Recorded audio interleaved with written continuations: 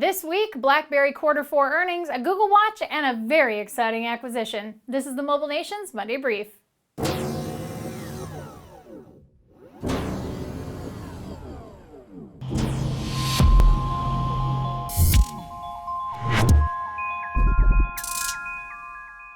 Greetings, mobile delegates. I'm Ashley Esqueda, and you're tuned in to the Mobile Nation's Monday Brief. Lots of interesting news and editorials last week in the Mobile Nations, starting with CrackBerry discussing BlackBerry's Q4 earnings report and conference call. Chris Umiatowski broke down the call in detail on CrackBerry, and while he could probably write a book about what's going on in Waterloo, he called BlackBerry's Q4 results highly respectable. The company was able to keep expenses flat from the previous quarter while boosting their gross profit, so they made a little money. That's great news for Torsten Hines and the rest of the BlackBerry team.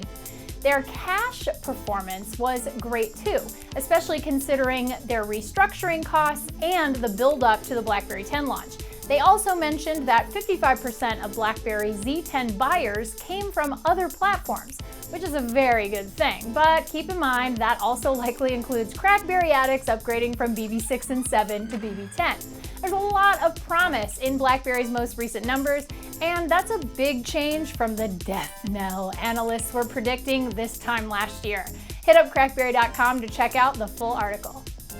Windows Phone Central was pleasantly surprised last week to hear that research firm IDC announced Windows Phone devices had outsold the iPhone in 7 countries. That's kind of a big deal, especially for any fan of WinPhone devices, but it's actually even more telling to look at which countries were on the list. You had Argentina, Poland, South Africa, Ukraine, Croatia, and some other Eastern European countries lumped together, Russia, and India. Those last two in particular are especially important because of each country's emerging market and the size of the countries themselves. Seeing Windows Phone overtake the iPhone in a country like India means people are really picking up WinPhones in a big way.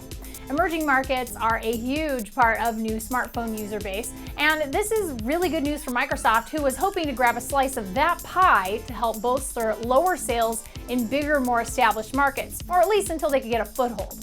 So hit up WindowsPhoneCentral.com for all the details. Alex Dobie brought it again on Android Central last week with an editorial talking about how crazy awesome it would be for Google to implement Google Now on a smartwatch. Of course, we're just now hearing about the winners of the If I Had Glass contest, who will be picking up their very own Google Glass to experiment with, but Alex notes there's still quite a bit of controversy swirling around them already, and a watch might strike the perfect balance of information at a glance without too many privacy concerns. Timely, location-based card notifications on your Google Watch would be a spectacular use case, and combined with the power of your Android smartphone might be just what consumers need to embrace the smartwatch en masse. Alex's editorial makes a lot of sense for Google, since the smartwatch craze is just heating up, and personally, for me, it's exactly the kind of device I would be interested in picking up, since it's faster functionality instead of just, oh hey, you have a tweet, check your cell phone. So if you want to read the article, you should go over to AndroidCentral.com and let us know if you would buy a Google Watch in the comments. iMore had a good week as T-Mobile announced it would finally be getting the iPhone. T-Mo CEO John Legere laid it all on the table last week, slinging around profanity and announcing the carrier would be going contractless from here on out with smartphones available via monthly payment. The iPhone 5 will be available up front for the low price of just $99. With a $20 a month payment afterwards for 24 months. But you won't be locked into a plan contract, and if you're unhappy with T-Mobile's service, you can cancel your plan and then either finish paying out for the phone over time or pay the full amount due for the device at the time of plan cancellation. It's a really big move by T-Mobile, and they also lit up LTE in 7 cities: Baltimore, Houston, Kansas City, Las Vegas, Phoenix, San Jose, California, and Washington, D.C. The iPhone 5 will be available on April 12th, and they'll also carry the iPhone 4 for $69 to start and the 4 for just $15 up front. On a side note, how hilarious was it watching John Legere tear the other big 3 carriers apart? Thanks for the candid talk, John. Head over to iMore.com if you're interested or thinking about heading to T-Mobile for your next smartphone. Derek at WebOSNation posted a little story about Best Buy offering the Palm Pre 2 off contract for just $51.99 to be used on Verizon's prepaid network. It's probably one of the better phones for prepaid, especially at that price, and is a really nice little treat for any diehard WebOS fan looking to grab a Pre 2 on the cheap.